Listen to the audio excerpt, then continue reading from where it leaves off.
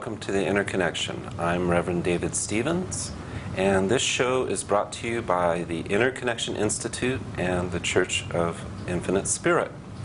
And we're organizations that encourage spiritual freedom, and toward that end we teach programs in healing, in clairvoyant reading, and also various concepts and issues that come up from the growth that results from those practices. And if you'd like to explore our center, if you'd like to check us out, there's a free way to do so, and that's to come to our center, which is located at 4101 East Louisiana Avenue. That's right off of South Colorado Boulevard at Louisiana, and we're in Suite G1. And come to our center at Wednesdays at 5:30 to 7, or Thursdays noon to 1, and we will give you a free aura healing. An aura healing is a 10 to 15 minute process where we help you clear energy that you're through with out of your energy field, out of this energy field around you we call your aura. And then we give you a chance to bring in some more of your own energy. And it's a great way to refresh yourself. It's kind of like an energy shower. And we offer those 2 times a week, and also after our 11 a.m. church service on Sundays. So all those opportunities occur at 4101 East Louisiana Avenue, Suite G1. And if you'd like to call us for our newsletter or for further information, our number is 303-282-9439. That's 303-282-9439. We also have a website, www.interconnection.org. So that's www.interconnection.org. So that's about the interconnection, and my guest today is Reverend Heidi Peterson. Yeah. Hi, Heidi. David. And we've taken a little break from doing shows, so we're back in the new year, just starting again. And Heidi and I will be discussing male and female energy. Heidi teaches a program for women called Women's Intuition, and we actually just got done co-teaching some classes, some advanced classes on male and female energy and communication. So I guess the first place to start is why don't we start by defining male energy and female energy? All right. Well, each of us run a mixture of male and female energy through our bodies. So while we're running this energy, it's nice to take some time and be conscious about how you're running your energy and how you want to run your energy and what's appropriate. The male energy tends to be a little more grounded, a little more project-oriented, a little more oriented towards completion, towards getting things done. It's more focused and also more giving. The female energy tends to be a little more receptive, a little more magnetic. It's a way of drawing things to you rather than trying to go out and get them or make them happen.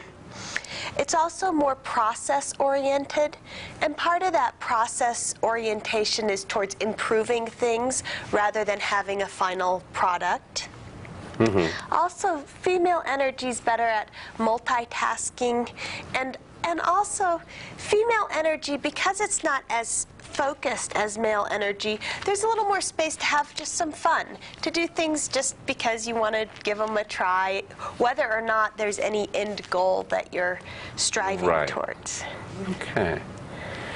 Yeah, so we were talking before the show, and you mentioned that this even occurs with different countries, like a whole country could have sort of more of a male energy slant or a female energy slant. Yeah, I tend to see the U.S. as having a very male energy orientation. We tend to be very productive, very goal-oriented in this country. The other part of this country is we tend to identify with our accomplishments rather than having some sense of identity that comes from within. There's a real reaching out to identify who we are on the basis of what we do for our job, what projects we're completing, what accomplishments we've rendered. Right. In fact, that's one of the first questions at a holiday party is, what do you do?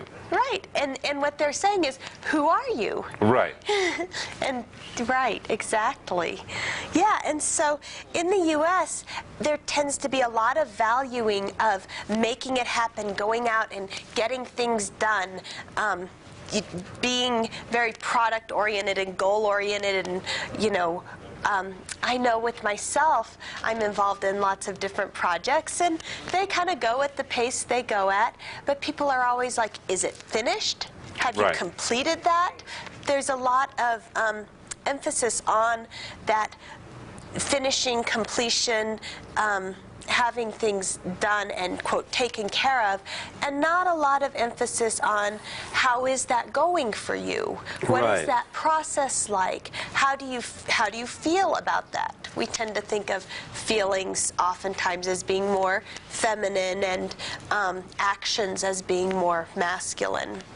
So anyway, in the U.S., I notice that just a lot of Americans in general tend to have that, let's go out, make it happen, get it done. You know, I think of the assertiveness training. Oh, right. And I'm thinking of something that's occurred to me when I'm doing clairvoyant reading. A lot of times people will ask, I'll see them in the middle of some type of shift or transformation, and they'll ask either, when is it going to be done? Or, what can I do to fix it right away? Right. So which are very male-oriented questions. Yeah.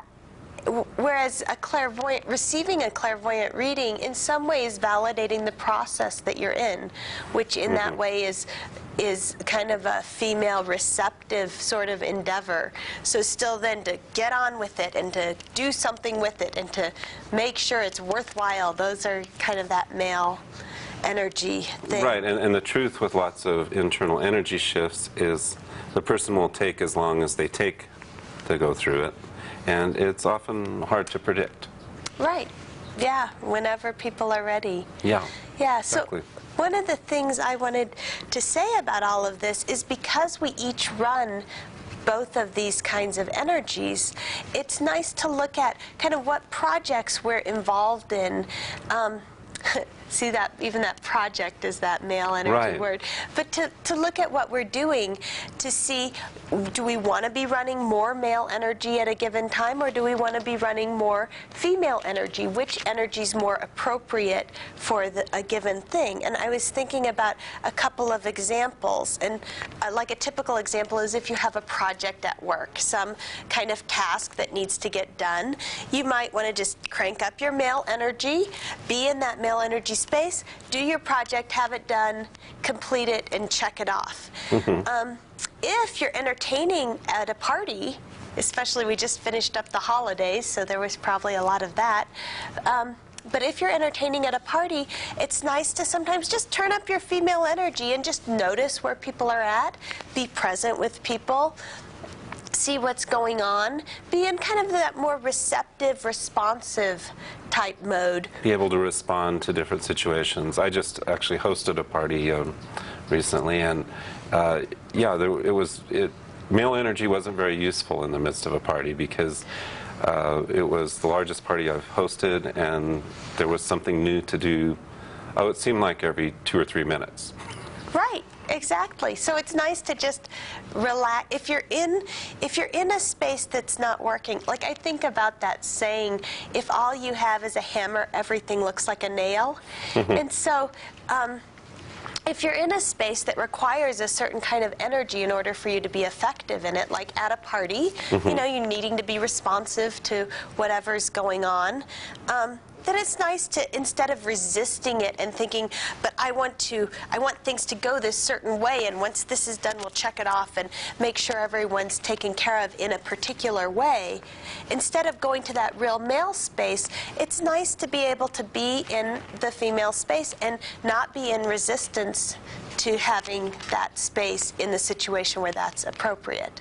And likewise at work, you know, if you need to be in the male space, to not be in resistance to being in that space. And what I've noticed, I'm going to jump back a second to that point about the U.S. being kind of a male-oriented country, or a country that really values male energy.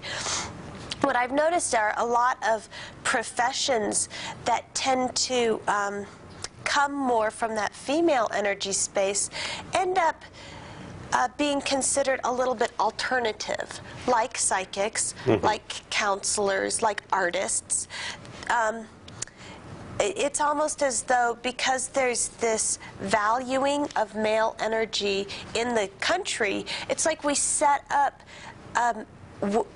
outlets for that male energy to be validated, like corporations or governments or the military, places where the expression of male energy is useful and also is validated, and then people get validated for being a part of those structures.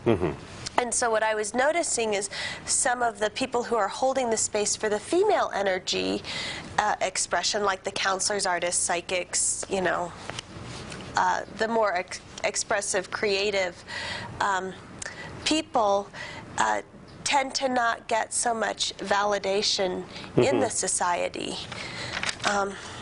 Okay. So what do you think the resistance is to validating female energy? It seems to me that part of the resistance to validating the female energy is that when people go into that space of having their female energy, it's a little vulnerable. In the male energy space, because it's more active, there's more of a sense of being in control, whether or not you're in control. I mean, control just is what it is, but at least it's easier to have that illusion that I'm in control and I'm taking care of things and I'm making things happen. In the female energy space, when you sit and get present and just notice what's going on around and let yourself be responsive to the environment that surrounds you, it can feel very vulnerable. I think it is very vulnerable. And there's that sense of letting go of control. And I think that that's something that scares a lot of people. And in our country, there's a sense of, why would you even do that? What is the value in that? Okay. So a couple things I wanted to go over. One is, since men and women both run both these energies, what might it look like if, let's say, for instance, if a woman was running a lot of masculine energy? Would that have a kind of different characteristic than a male running a lot of masculine energy? Yeah, that's a great question, David. I think, to me, women who run a lot of male energy look like men. And men who run a lot of female energy have a lot of similarities to women. I think where you get the differences is people want to say, because you have a certain body type, then you're expected to run a certain kind of energy. So I think sometimes there's some social ostracism of women who run a lot of male energy or of men who run a lot of female energy, just because the body type and the predominant mode of energy aren't what people are maybe expecting. Okay. Although I really think in the U.S., even the women who might strike people as, quote, feminine, aren't really Yeah, that I'm thinking of, I won't go through a list, but just certain female celebrities that have a certain image but are known for being very task-oriented and goal-oriented and well, you can say driven. I was thinking, my sister-in-law is from Chile. And she runs a lot of female energy. And it always points out to me when I'm around her how uncharacteristic of American women that level of running female energy is. So, yeah, and I think that there are other countries that might be even more male than the U.S. But anyway, I think South American countries in general, you'll see at least the women running a lot of female energy, and it's different than American women. Okay, well, my second question is kind of making this a little more personal and kind of relating more to what we teach at the Interconnection. How does one shift the amount of male or female energy they run? Is that something that's hard to do, or how does that work? Well, just in any situation, you can always just be aware of, well, what kinds of, what are, I think the first step, I'll just take a step back. I think the first step in any of this is being aware of what are my predominant ways of dealing with different things. Mm-hmm. And then once you start to recognize how you respond in different situations and where your comfort zone is and what sorts of activities or endeavors feel foreign or uncomfortable, then you can start to notice kind of whether you run a lot of male energy, whether you run female energy. If you have competition within yourself between those energies, you can start to notice just what's comfortable, what's uncomfortable, and then start to set an intention. If you want to have more female energy, you can start to look at how to do that. And of course, if you're a woman and would like to kind of get more in touch with that female energy and have more of the female energy qualities, at Interconnection Institute, we teach that Women's Intuition program. And I believe when this airs, you will have just started a class, so people could call and still join. That's right. And that's Sunday evenings? It's Sunday evenings from 7 to 9. Okay. And and we work on just that magnetism and we provide people with real specific tools,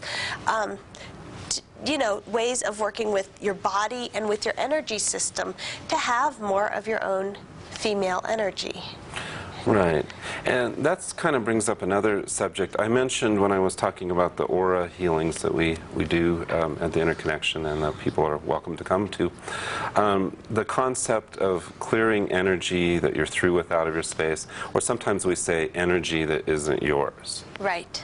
So there's also the phenomenon that someone could be running, like a woman could be running a lot of male energy, but it might not even be her male energy. Right. Yeah. In fact, that's common. That's I would say that's the most common. Yes. Is that a lot of times, especially when we run the opposite gender energy, it's not our own. Yes.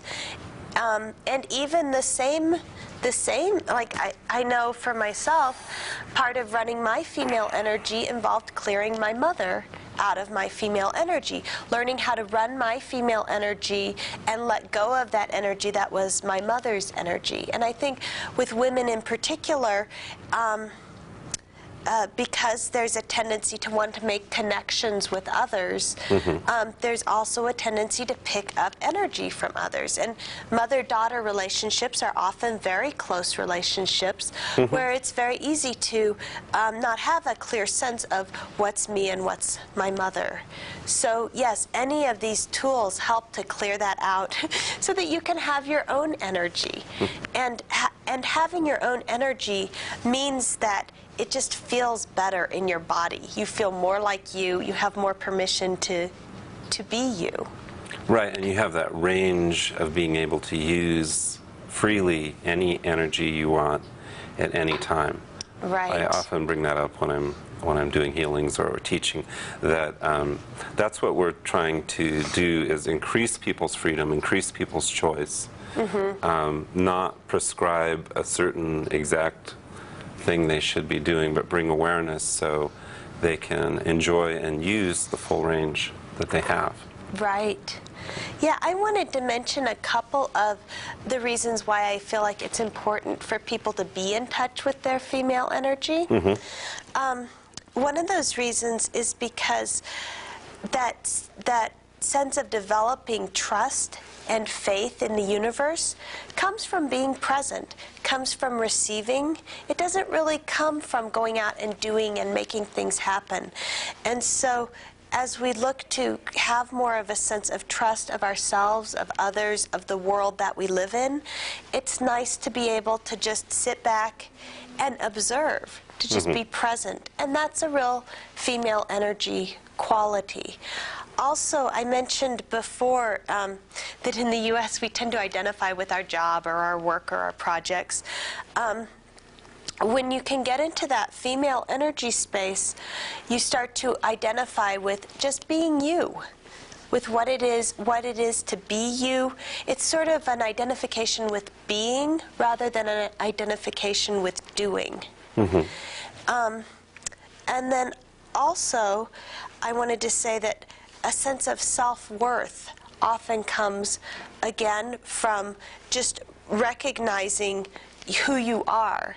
If that sense of self-worth is attached to having this done or having that done or having this done or having that done, there's always another mountain to climb before you reach that sense of worthiness. And so I think those are some of the real gifts that come out of getting in touch with your female energy, whether you're male or female. But they're gifts that are sort of undervalued in the U.S. So did you have any examples or just, stories about maybe people you've seen who've benefited from becoming more aware of their male and female energy? Well, I have this story. I don't know if this is from becoming more aware of your male and female energy, but this is a family story about my father. I was talking to my father about different degrees or different diplomas that he had, and I was telling him, oh, I've decided I'm framing my diplomas and I'm just going to let myself have, have these things that I've done. And my dad said, I've never framed my diplomas. And I realized that part of having that integration of male and female energy in yourself is not only being able to do things, which would be that male energy part, but being able to receive what you've done. And I think recognizing your accomplishments comes from that female energy part. So it's like I see it as like a circuit or a loop. It's like you need that male energy to get out in the world and to do whatever, and you need the female energy to appreciate yourself in that doing. And so, with my father not having framed his diplomas, it's like he still keeps doing, but he doesn't really have that capacity to recognize what he's done and to receive his own accomplishments. I'm laughing because I just started, I have an office in my new home, and I just started putting up some of the certificates and diplomas that I've received.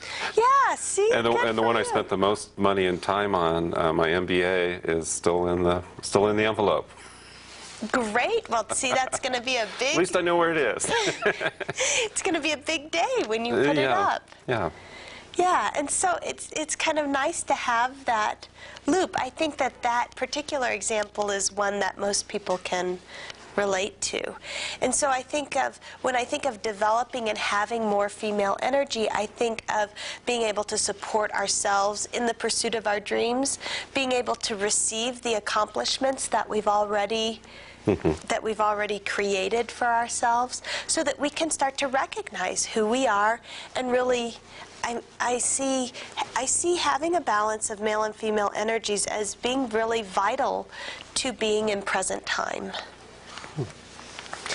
Okay, and just occurs to me, what relations or what effect would you see that having on a person's relationships? Oh. I'm asking Heidi all these hard questions. Yeah, I'm like, wow. Well, if I see it even in, like, outside of romantic relationships, or maybe I should say in addition to romantic relationships, just to relate at all, there needs to be a little give and take. And if it's not valued to receive, then the two people are in competition over who can give more.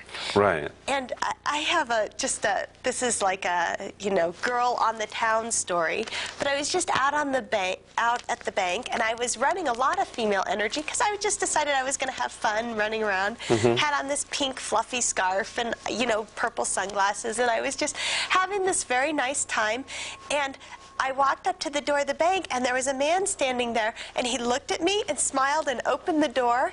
And I said, I looked at him and smiled and said, thank you. And I walked out, and I realized in order to really receive that and have that, I needed to be in that space. And again, in our society, it's like there's this competition all the time over who's going to give more.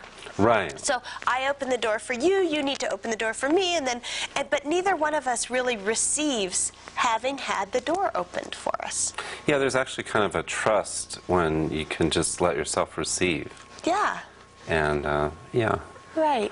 And I'm also thinking of something I've noticed, which as I've become more aware of male and female energy, it's given me a lot more permission just to let people be wherever they're at and not have to try to change them. If a woman's running a lot of female energy, I can just let that be and not feel like I have to try to match it. Right. Or, anywhere in between. Yeah, I think it's great whenever we give ourselves permission to have our energy just the way it is. It really opens up that space of permission for everyone to have their energy just the way they are. Oh, very good. So just anything else you'd like to share? We probably have just a couple minutes remaining.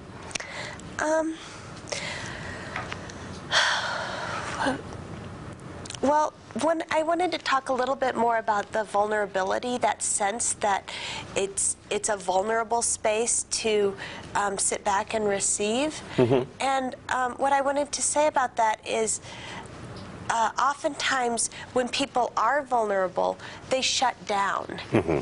And I think that part of the reason that vulnerability gets a bad rap is because it's associated with shutting down and with not being safe.